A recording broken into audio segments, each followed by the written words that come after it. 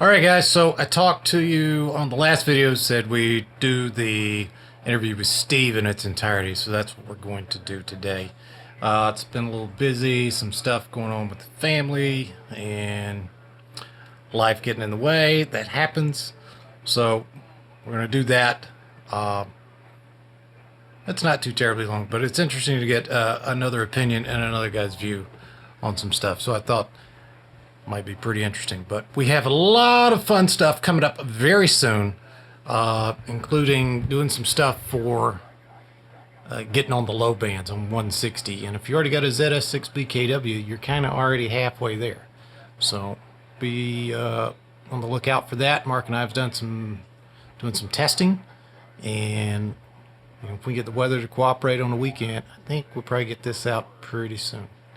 So thanks for stopping by. If you haven't subscribed and liked, please do so. If you really like it, hit that little bell notification icon down there, and you'll get alerted every time we upload videos, and we greatly appreciate it. Thanks, guys.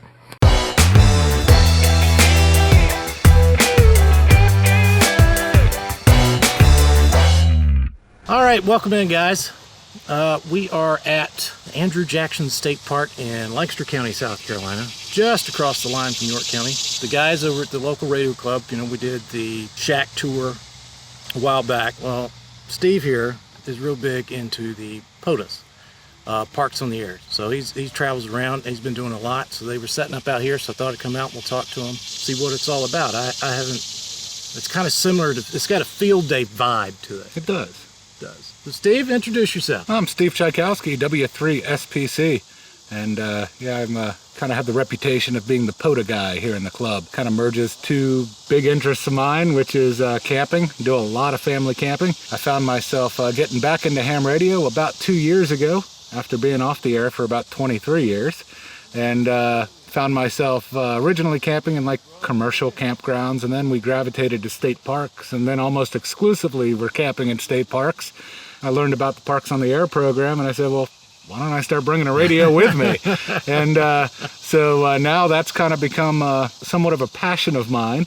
Is I love going to state parks, throwing some wires up in a tree, and getting on the air while I'm there.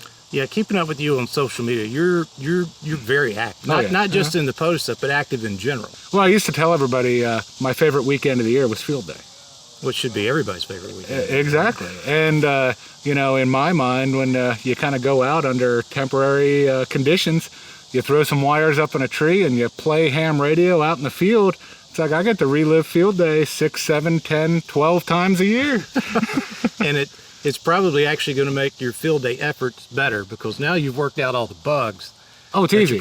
Yeah, I literally. I do this every weekend. I brought the camper out to field day this year, and literally my preparation was I grabbed my radio box, I grabbed my antenna and coax and balun and wire box that I always take camping with me anyway, and I was ready for field day. Now, you say you took a little break from the hobby. I did too. Mine was just life gets in the way. You start growing up. What happened to you? So I got licensed real early. I got my novice at 9. And technician at 10 and general at 12. I was 14 when I started, yeah. So all throughout growing up, my dad was a real active ham, and actually everybody in my immediate family got their ticket. Was real active all through school, and then when I left home, well, I didn't have radio money. That was beer money. So beer and girl money. And then ended up dating, getting in relationships, got married, had kids, and a sidebar. Ham radio's not a very sexy hobby to most women. No. So you got to play that down a little bit till you set the hook. And literally, I was out camping at the base of the Fontana Dam. We were the only people in the entire campground. We had a nasty storm come through. We're talking 60+ mile an hour winds. Whole camper is shaking like we're in an earthquake. And my wife looked at me and she goes, "There's no cell service. My God, if something actually happened, how would we call for help?" And, it just clicked. I was like, I need to start leveraging my ticket again. The next month, I bought a Yaesu FTDX 1200, threw a wire up in the trees behind the house, got back on the air. So you've kind of really, the past, 5 or 6 years become active again? Is that last about 2 the years? time? 2 years. Last 2 years. Oh, yeah. Okay. Yeah, after that, before that, I hadn't made a contact almost 25 years. Yeah, I've always had, even when I took a little hiatus, I've had the radio. And I've had an antenna, but going into the room to actually do something, it was about 10 years. Mark got me back into it. It cost me thousands of dollars. Oh, of course. Yeah. Well, it's funny. You know, I started out just by checking into the Y-Cars net. Get your feet wet. Meeting a couple of talking to a couple of the local hams. Walked into the clubhouse. John and Darcy greeted me at the door, and they were like, "A young guy who looks energetic. You already have your license, and you want to get back into ham radio? And you don't seem to be a dick." Oh, right. They're like, they welcomed me with open arms, and it was fantastic. And then immediately became pretty good friends with some members of the club. The rest is history. Well, it seems like you got some good guys in there now. The vibe is good. We've got a great camaraderie in the club, and there's a number of us that are pretty like-minded, that pretty passionate about the experimenting side of the hobby. You know, we can be serious operators, and there's sometimes that, we don't like empty logbook pages. So right. When we decide to operate, we operate. Some of the best times is just you're sitting around, maybe you're not even operating, but you're sitting around with that same group of people. Oh, yeah. You're eating lunch, I go eat lunch with the same group about every day. You just sit there, start talking. Yeah. And then these ideas start sparking. And then the next thing you know is the next weekend, hey, did you want to try that? Yeah. Yeah, let's do that. Well, a couple of us are actually talking about going up to Balsam Mountain in September. I don't even know where that is. So it's the highest campground on the East Coast. It's a campground with no electricity, no running water, but it's in Smoky Mountain National Park and at 5,300 foot elevation. Just thinking about bringing some antennas out. And, you might want to think playing about on the air. one of the VHF contests and doing that. 'Cause We're considering it. Are you really? Oh, yeah. VHF contesting is not a thing. There's a lot of sitting around waiting. Yep. So I don't know. Some people, although when the bands are good, 6 meters opens up. And FT8's helped with a bunch of that. Sure. Mark, he does a lot of the VHF stuff, and he's got them in the FT8. And as you know, when the bands are dead, you can generally find somebody on FT8. You can work somebody on FT8. Yeah. So how many parks have you activated? I've only activated about 6 parks now. 6 parks. So there's. Have you been to some of them multiple times? Oh yeah. Yeah. So when you get into parks on the air, you find a lot of park activators that they want to activate absolutely as many parks as possible, and that's the thrill of them, or for them, is there's even some operators that'll do 4, 5, 6 parks in a single day. Right, so they just drive around, throw up a real quick portable setup, the minimum 10 contacts that they need to declare it an activation, and move on to the next one. I have the whole opposite approach to parks on the air. For me, I like to do multiple day activations or multiple activations in a week, where I'll set up camp for generally 3 to 6 days. And I'll get on the air every day that I'm there, and it's not uncommon for me to leave the park with 600, 700, 800 contacts for the week. Well, I know you've mentioned, or I've heard you talk about you doing that, and like a lot of these guys are ecstatic that you're on in the middle of the week, and not just on the weekend, and in the middle of the day. Oh yeah. And so that's kind of I guess an odd thing to run into. It's a little hard, and I can imagine that for most people, unless you're retired, and that's just kind of. Yeah. So pretty much, parks on the air hunters love campers because we're there after work hours, right? So a program within POTA something you could do called a late shift activation, and your late shift is between 0 Zulu and 12 o'clock Zulu.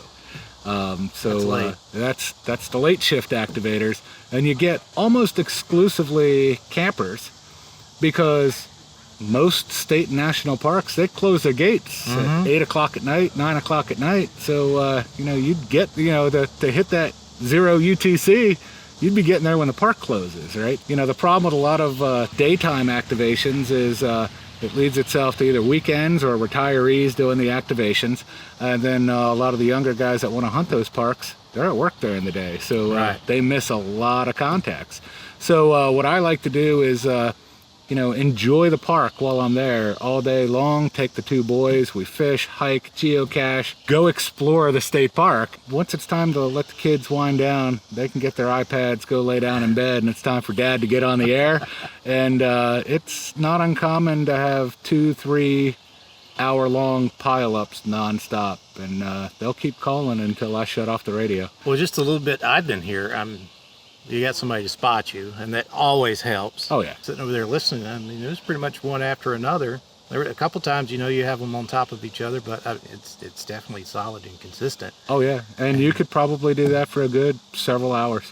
And for a temporary setup, it's that feeling of being the person being called. You can't really describe it. If you're in this hobby, there's not, I don't know how to describe it. Yeah, you know, and that's the type of contacts I enjoy most, right? You know, it's one thing to rag chew for an hour with a friend, but, you know, even outside of radio, I've never been one. I'm a guy. To sit there and chat with somebody on the phone for an hour, right? I don't do that on the radio either. That's why, you know, I love working contacts or contests because it's a set exchange, in and out. You know, you get that thrill of volume of contacts rather than, you know, length of the QSO that you have, and that's another reason why I love Parks on the Air so much, because I can run 100 contacts an hour some hours, so that's a lot. It's in and out, That's and you're a lot. rolling. And that's my son W4NWC, who's 11. Bring him up. You know, he's a little mic shy if somebody starts actually having a conversation with him on the radio. But when he's got that fixed script of exactly what to say, those are his favorite kind of QSOs too. That could be, that's what he sees his old man doing. Yeah, it might be, yeah. But that's another thing about the hobby is if you want to sit around, hang out, and talk to guys for hours and hours, you can. You don't absolutely have to. can. There's so many things. It's very, very broad, and I don't know if that aspect is actually, if people talk about that too much. It's not just all just working people around the world. Yeah, that's fun, but you don't have to do that. Yeah. Now, well, and working people around the world is also something that you get with POTA sometimes. Because they're looking for that too. They're looking for the international park IDs that all the state and national parks have. Friend Darcy, the president of YCARS, he came out and visited me when I was down in Chester State Park a couple weeks ago, and he was just as giddy as a little schoolgirl because he's calling CQ. 3 European stations in a row were calling him. And he said, I've never had Europe respond to my CQ. He just lit up. It was so fun to watch. So you've activated 6 different parks.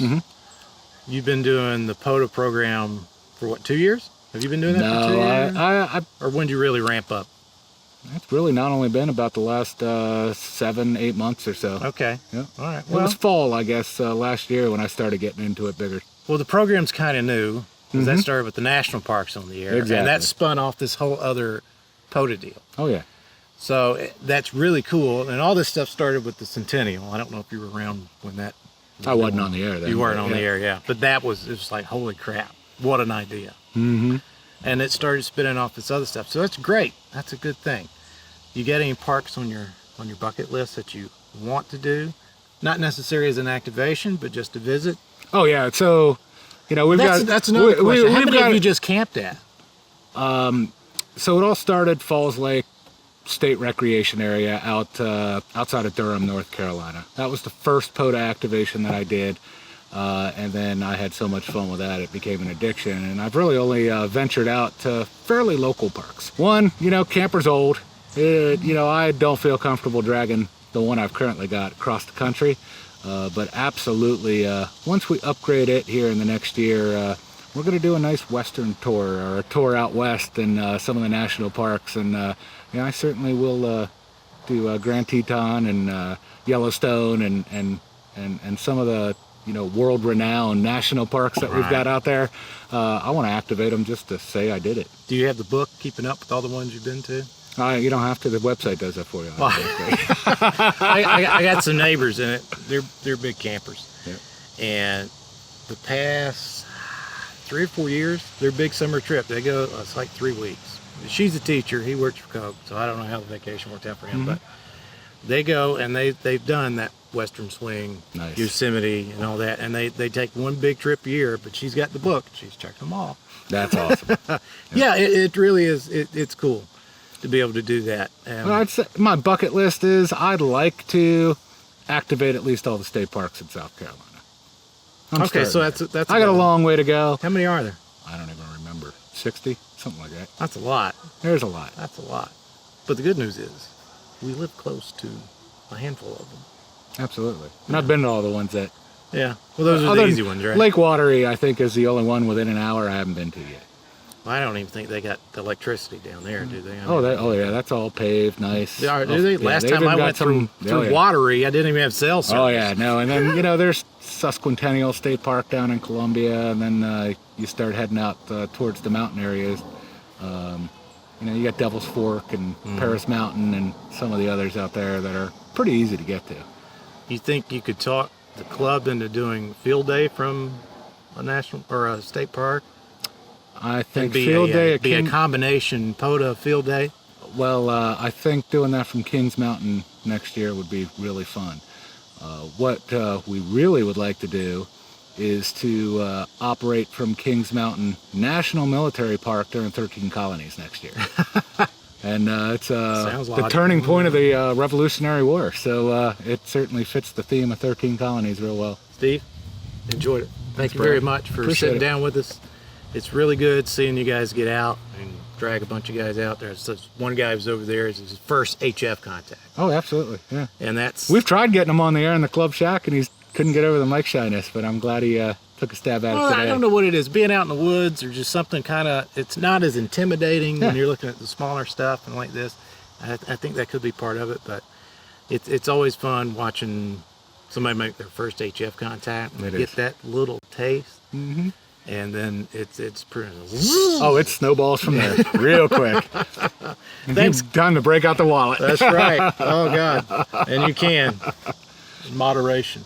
Before we go, what do you think about the state of the hobby? I think it's heading in the right direction, and I think honestly, it's programs like Parks on the Air that are really helping re-energize the hobby. And I mean, let's face it, if you're encouraging hams to operate under temporary conditions, it appeals to the preppers, it appeals to the preppers. The outdoors people, which those are generally younger folks, at least, probably a sub-retiree age anyway. If there's something that involves ham radio that you can get those folks involved in, all for it, because the hobby needs to keep growing younger hams, that's for sure. What do you think we can do to increase the number of younger hams? Because I got a theory. It all comes down to awareness. Problem is, I think most younger people, there's a lot of distractions. Have absolutely no idea what ham radio is either. See, I think hot chicks. Oh yeah, well that'll work too. Yeah, that's kind of what. Ham radio microbrews would work too. Huh. Yeah, TM. That's good. Maybe you do field day from Legal Remedy or something. That would be nice. Okay. We just need them to sponsor field day. I got a new idea. Instead of parks on the air, we could do microbreweries on the air. Absolutely. I like it. I mean, they're popping up everywhere. Yeah, and distilleries on the air after that. And distilleries too. Oh man. See, $1 million idea. Let us know what you think in the comments. Would you show up for that? I mean, it would definitely get interesting the later in the night it goes. Oh yeah, well, my Parks on the Air activations get more and more interesting at night as the later it goes. Well, you got to stay hydrated. You got to stay hydrated. Keep the vocal cords lubricated. And once in a while you forget. And a little numb. You're in Andrew Jackson State Park and you tell people you're in Chester. I mean, mistakes happen. And mistakes happen. You got the park number, right? That's what you need. That's really what matters. Do you log all this with LOTW? I do. I don't do real-time logging to it, but at least once a month. Once a month, I'm throwing ADA files up there. Well, with that, you gotta go create a new location with the grid and all that crap in there. Yep. Which takes some time. So doing that real time is a little. Well, I maintain a separate log for every Parks on the Air activation I do. That's a pretty good way to do that. It's just easier to track them that way, and I keep it out of my main shack log anyway, because I've already got more POTA contacts from parks than I have from my home station. Really? Yeah. Well, you probably got more time, because when you're out here, there's not all those other distractions at home. Your wife's not yelling at you to go wash dishes. Yep. And crap like that. So. And plus, I've been camping and relaxing all day. Now at home, working all day. Time 9 o'clock rolls around. I'm an old man. It's time for bed. Steve, thanks for the time. We're going to let you guys get back having some fun. Thanks, bro. I appreciate you taking a few minutes to talk to them. Appreciate you coming out. Yeah. Thanks for inviting me. Thank you. Thank you.